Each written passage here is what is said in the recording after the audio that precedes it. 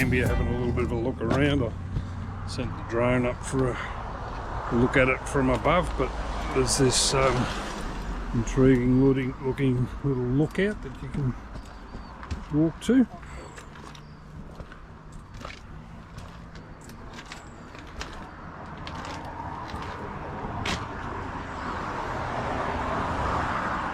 So it's not very blue this time of year. You need to be here sort of November, December to get the full effect of the blue when the sun's much higher in the sky.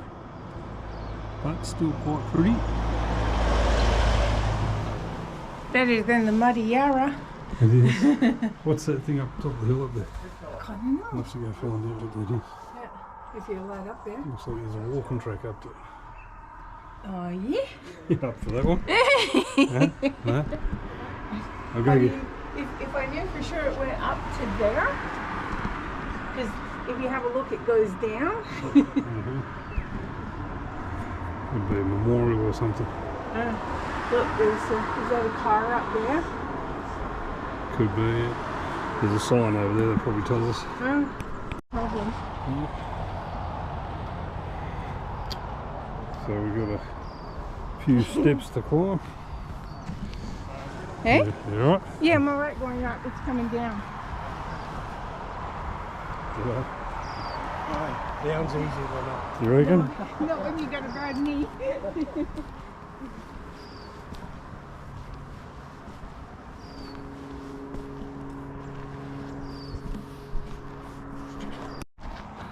Oh, that's hard work. Good view though.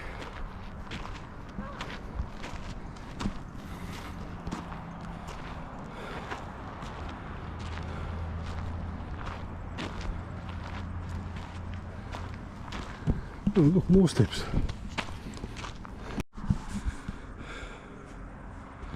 So the Blue Lake at Mt Gambier is actually the town's water supply. So it holds about 36 billion litres of water, and they use about 36 million litres a year for the town.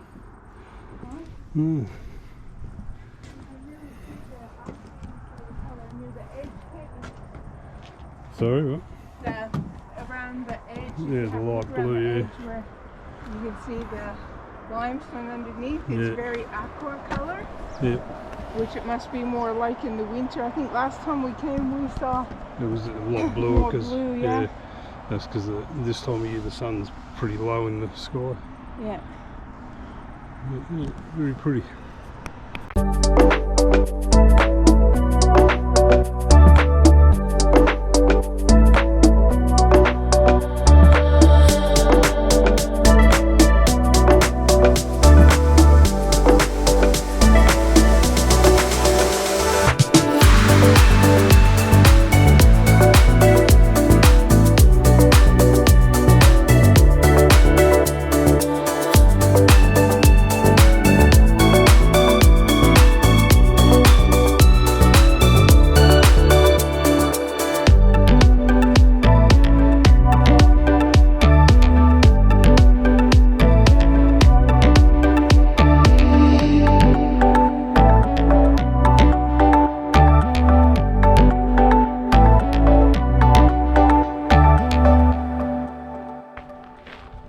So it turns out there's a car park up here after climbing up those stairs. So the best view of the lake in Mt Gambier is Potter's Point. Look how swirls in the middle. Big from here, isn't it? Oh, this is not the Blue Lake, this is the other lake. A different one, yeah? Yeah, this is that, what do they call it? Mutton Lake or Mutton Lamb Lake.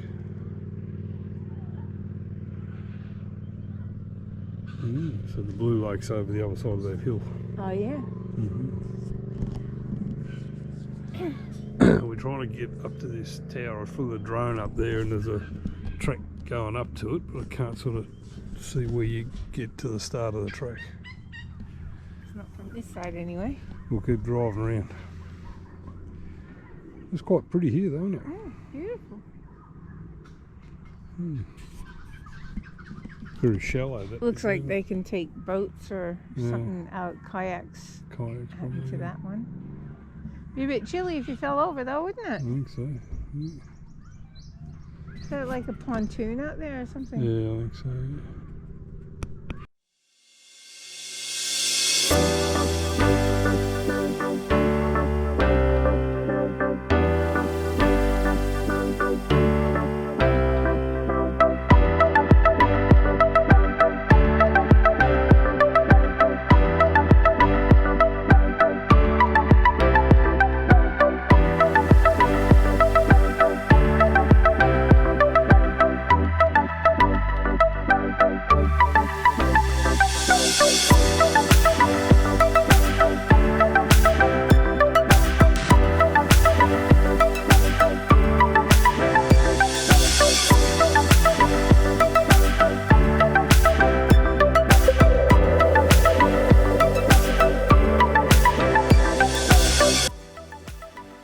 We found the sign, Centenary Tower. Plus we got some directions, didn't we? You did, I wasn't going to ask. It's a man thing. I don't know why. I have to know. I don't like just going. Oh, well, that's how you explore, mate. So you're the explorer and I'm just the follower. Shit navigator. This is a good workout climbing up this one.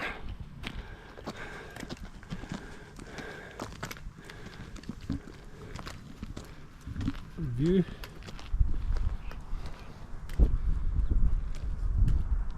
What a beautiful day. Yeah. Cracking day for it though.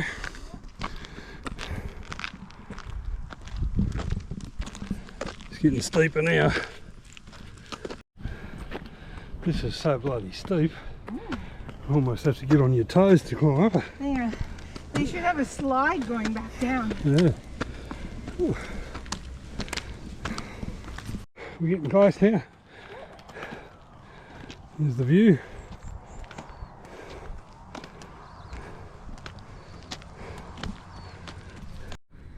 Alright, so that was hard work, but definitely worth the effort. The view from up here is spectacular. So this is Valley Lake, and then over in that second depression you can see there is where the Blue Lake is. It's Mt Gambier Township. So this was built in 1900 as a centenary celebration for when they first saw Mt Gambier from the sea. So Lady Nelson Bay is just over there. And then the man handled all these stones up the side of the hills with horse and cart and built this in 1900. Pretty amazing. What was this used for? It's just a monument? Just a monument, yeah. 100-year celebration of Mt Gambier. You'd think there'd be a use for it. Yeah, this tourist attraction. Used to get fit. Oh look, someone carried me down the hill. So this is a pretty steep hill. It took us about what, 15 minutes to get up. I have no idea. Yeah, probably 15 minutes. We took our time and stopped and had a look at the view a couple of times along the way. Got a pretty good view from up here. So medium level of fitness would get you up here, no problem.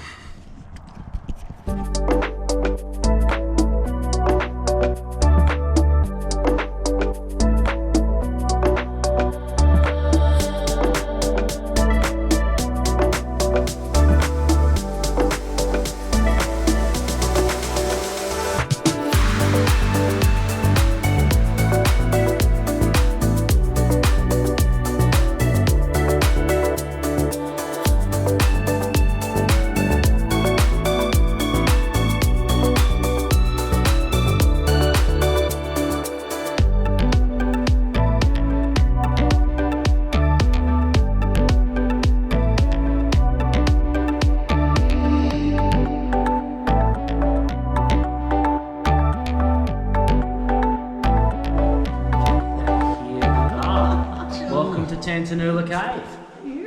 It's incredible. Now, the Lane family ran the tours in here for about 42 years, up from 1930 to 1972.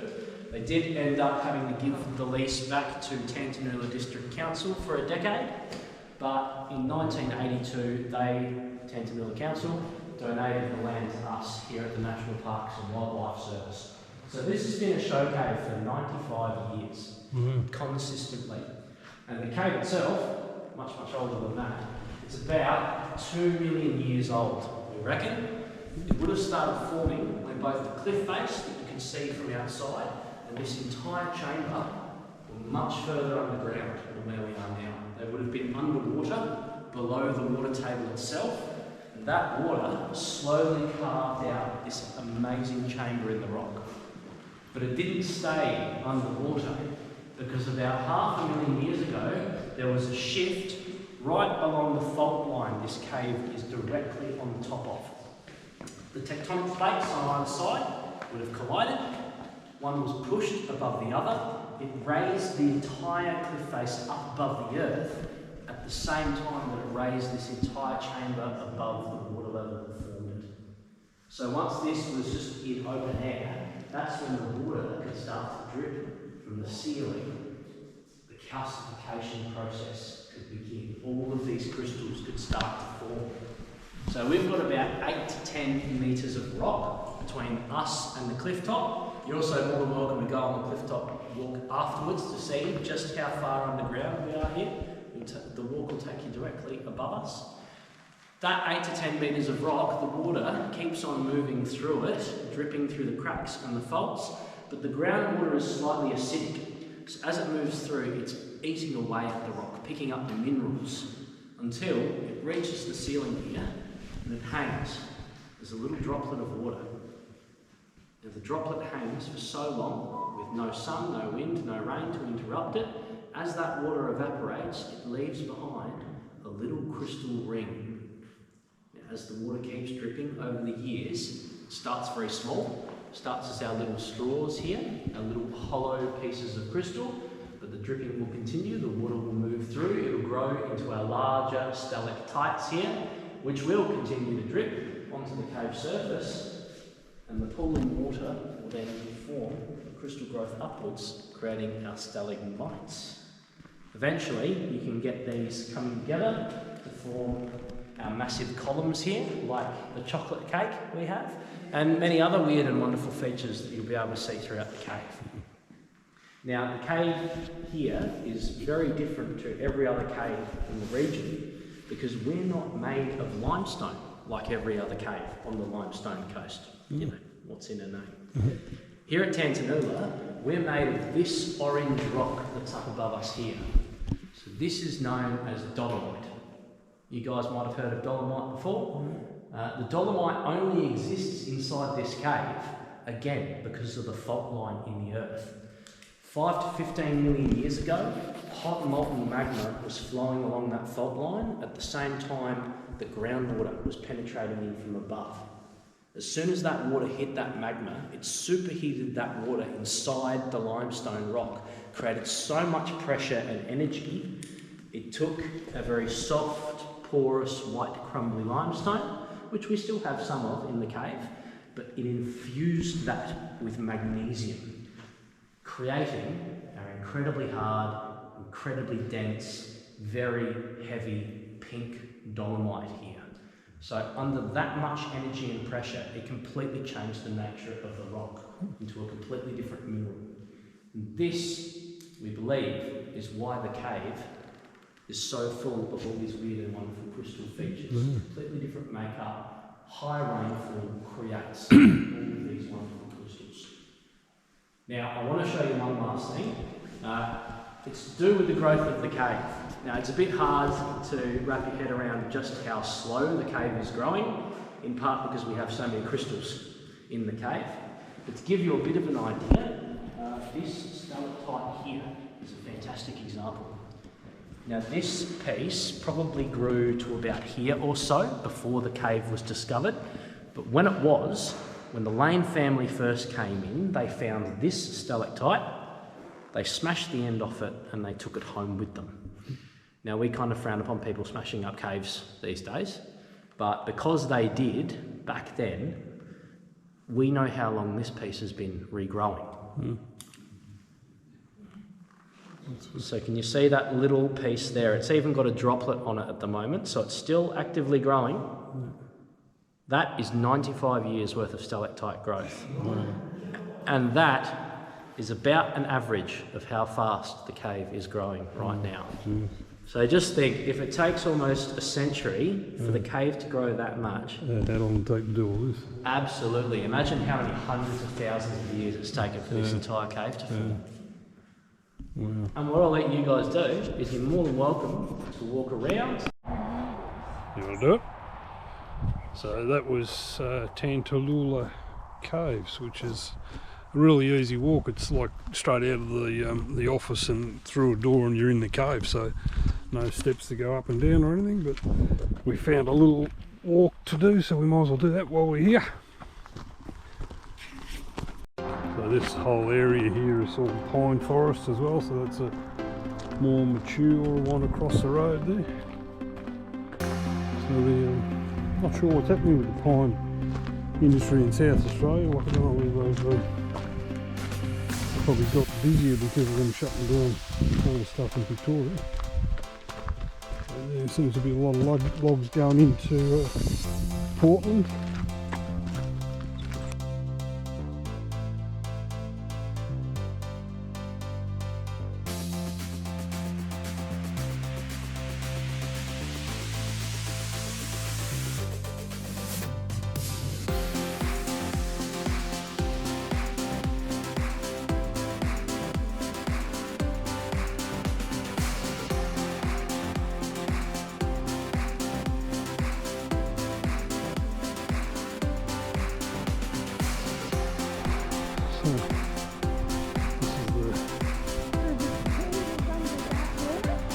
Under us, here, under here.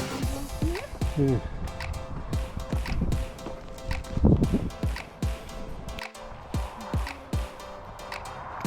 Big forest palm trees over there. That's it. See the windmills in the background.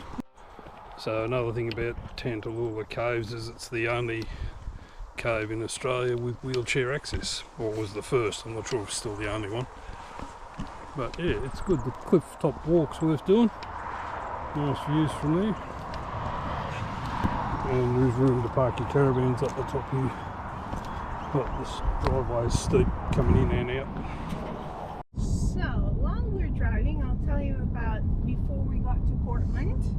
I pulled a muscle, or put my back out again, and we were traveling, and it's very difficult to get chiropractors when you're traveling, to get an appointment, because you usually only want to stay for a day or whatever. Anyway, we rang a chiropractor in Portland, and she was going to give me an appointment until she found out I wasn't one of their patients, and then she said they could only do one in 3 weeks. So she suggested I contact Victorian Chiropractic, which is the second one in the town, and they were fantastic.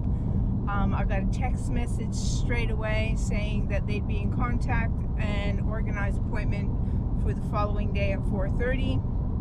I got there, they did x-rays, so which I was able to see straight away, and showed me where my back was out and what the problem was. They used those x-rays to better fix the problem, so they knew exactly what they were dealing with. The gentleman's name was Jason. He was fantastic. He also told me I have flat feet, which I have from having surgery for plantar fasciitis. And after having knee surgery, he showed me how to tape my knee to help. What is it? What did he say? So it helps with the ligaments. Helps with the ligaments. So because I had part of my meniscus taken out, it helps to take the place of what the meniscus does. And I've found walking is getting much easier now. And yeah, We went down a big hill the other day, which I think you'll see the video of. Very steep, went up and down it and survived. So I'm happy. I'm trusting it more and more, because Jimmy says a lot of the problems in my brain, which is possible. When you get old, when you get old, it takes a long time to heal, and so I'm very cautious and thoughtful now about hurting myself. So if you're in Portland, I'll hurt you anytime you like. yeah, he might hurt me after the video I did from the tire breaking on the caravan. But anyway, if you're in Portland and you need a good chiropractor, they were fantastic, very friendly. Good luck, everybody. Safe travels.